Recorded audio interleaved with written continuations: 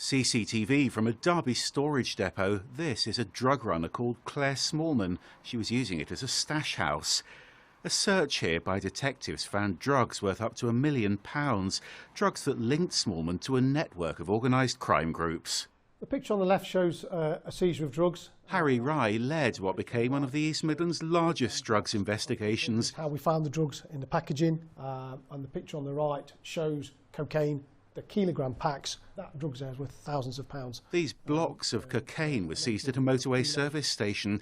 They were branded with their own designer label, crucial evidence which linked the groups. That branding related to the cocaine that we'd seized tells you where it's from, 2 who owns it, and 3 maybe around the purity. On this occasion it helped us massively because we knew the source of that. When we had further seizures, they were selling tens of millions solely for profit. It has taken out a significant amount of drugs coming in to the UK and hitting our streets in the East Midlands region. Now, after a series of trials, these 22 men and women have been sentenced as a result of Operation Buster.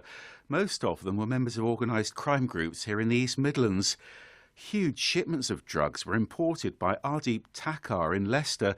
Takar used taxi drivers to move those drugs in vans. He's been jailed for 29 years. And there were long sentences for one of his customers, Sukhjinder Sandhu and Adam Dooley. Their runners flooded Derby with millions of pounds of illegal drugs. And they also supplied drugs to David Moth in Nottingham. Moth was a close associate of the notorious gangster Colin Gunn.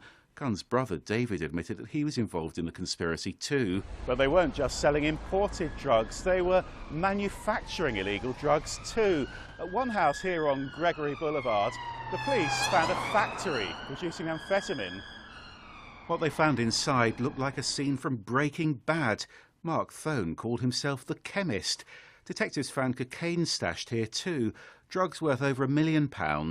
They want to make maximum money. They're not bothered about the misery they bring to the communities. It was massively significant, this operation, and the impact it's had. It's probably one of the first operations we've done where we've actually took out the link completely from the importation all the way down to the bottom to dealing drugs. And this is a stark reminder of what sentences you will get.